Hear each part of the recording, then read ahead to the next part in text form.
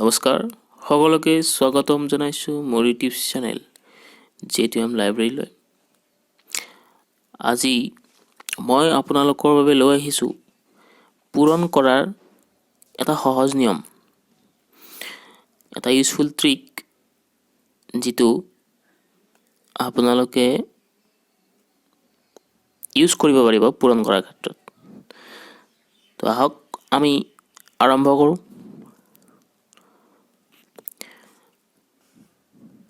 মই ইয়াতে কেইটামান এক্সাম্পল লৈ আহিছো, যেনে 24 into 26, 32 into 38 আৰু 81 into 89। ইয়াতে মই প্ৰডাক্ট কেইটা লিখি লৈছো, ঠিক আছে। এতিয়া এই প্ৰডাক্টটো আমি কেনেকৈ কৰিম? আমি এনেকৈ দীঘলীয়াকৈ পূৰণ কৰিম। 4 গুণ 24 14।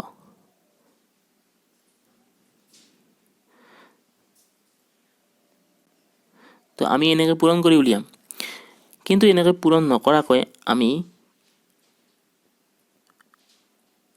অতি সোনকালে এইটো কেনেকৈ কৰি উলিয়াম। তো তাৰ বাবে প্ৰথমতে চাওক ইয়াৰ পেটাৰ্ণটো। এনেকুৱা যদি সংখ্যা দুটা দিয়াই থাকে আৰু সেই দুটা সংখ্যাৰ প্ৰডাক্ট মানে পূৰণফল উলিয়াব দিয়ে, প্ৰথমতে লক্ষ্য কৰা হয় ইয়াৰ এককৰ স্থানত থকা অংককেইটা। ইয়াতে এককৰ স্থানত আছে 4 আৰু 6, ইয়াৰ যোগফলটো 10। 2 নম্বৰটোত আছে 2 আৰু 8, তো ইয়াৰো যোগফলটো 10। 3 নম্বৰটোতো 1 আৰু 9 আছে, ইয়াৰ যোগফলটো 10। যদি এনেকুৱা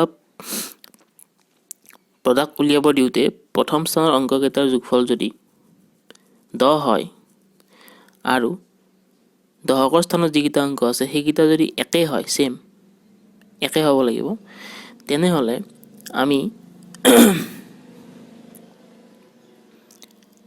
আমি এইটো কৰাৰ এটা নিয়ম আছে। যদি এনেকৈ দিয়াই থাকে তেনেহ'লে এইটো কৰাৰ এটা নিয়ম আছে, সেইটো হ'ল যে এককৰ স্থানত থকা অংককেইটাৰ পূৰণফল। এককৰ স্থানত আছে 4 আৰু 6, সেই দুটাৰ পূৰণফল হ'ব 24। আৰু দশকৰ স্থানত একে সংখ্যা আছে 2, আৰু 2 আৰু 2ৰ পিছৰ যিটো সংখ্যা, 2ৰ পিছৰ সংখ্যাটো হ'ল 3। 2 আৰু 2ৰ পিছৰ সংখ্যাটোৰ পূৰণফল 6। ঠিক তেনেকৈ তলৰটোতো এককৰ স্থানত 2 আৰু 8 আছে, 2 আৰু 8 পূৰণ কৰিলে 16, আৰু এককৰ স্থানত আছে দশকৰ স্থানত আছে 3, তো 3 লগত আমি 4 পূৰণ কৰিব লাগিব। 3 4 গুণ 12। তেনেকৈ শেষৰটোত 1 আৰু 9ৰ পূৰণফল 9, কিন্তু আমি সদায় সংখ্যাটো যদি এটা অংকৰ সংখ্যা পাওঁ তেনেহ'লে তাৰ আগত এটা 0 দি ল'ব লাগিব। দশকৰ স্থানত 8 আছে, তো 8ৰ পিছত 9 পাওঁ আমি, 8 আৰু 9 পূৰণফল হ'ব 72।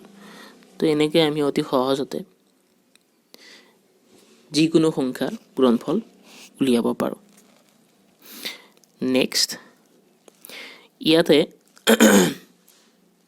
ইয়াতেও মই দুটা এনেকুৱা উদাহৰণ লৈছোঁ য'ত শেষৰ ফালে 5 আছে আৰু দুটাৰে যোগফল 10 হৈ আছে। তো এইটো সেই একেই নিয়ম,